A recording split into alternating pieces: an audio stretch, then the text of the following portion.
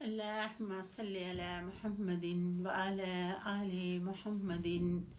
كما صليت على إبراهيم وعلى آل إبراهيم إنك حميد مجيد.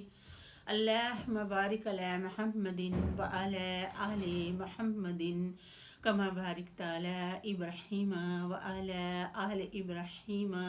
إنك حميد مجيد. أعوذ بالله من الشیطان الرجیم. سورۃ النساء. بسم اللہ الرحمن الرحیم.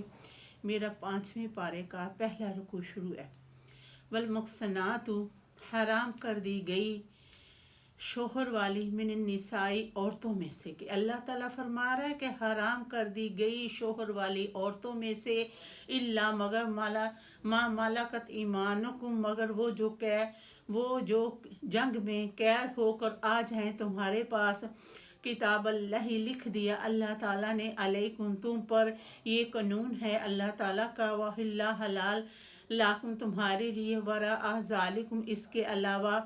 ان کے تبتغوا تم تلاش کرو، بے اموالکم اپنے مالوں سے، محصنین قید نکاح میں لانے والیاں، غیر نا کے مسافحین مستی نکالنے والیاں ہوں.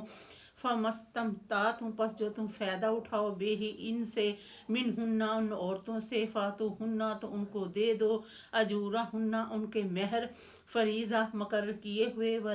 ولا جناح تو نہیں گناہ، علیکم تم پر، فیما اس میں، آرازیتم جو تم پسند کرو، بے ہی اس میں، من بعد الفریضہ مقرر کے بعد سے، ان اللہ بے شک اللہ تعالیٰ کانا ہے، علیما علم والا، حکیمہ حکمتوں والا. ومن اور جو شخص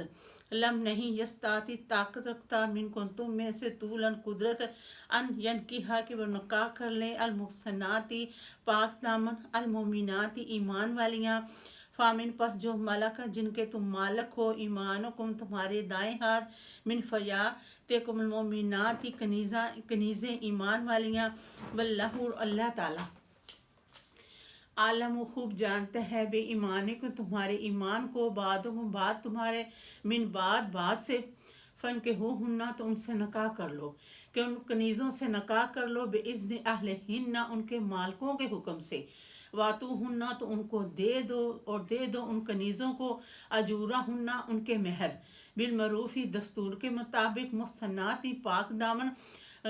کنیزیں، غیر نا کے مسافحات مستی نکالنے والیاں ہوں، ولا اور نہ متخذات چوری چھپے،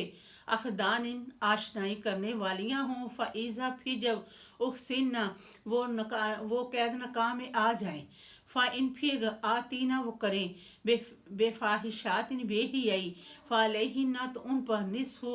جو آدھی، ما علی المحصنات پاک دامن عورتوں پر، من عذاب سزا سے، کہ کنیزیں اگر بدکاری کریں کہ نکاح کے بعد بھی، تو اللہ تعالیٰ فرما رہا ہے کہ جو پاک دامنوں پر سزا ہے نا، تو انہیں آدھی سزا دو.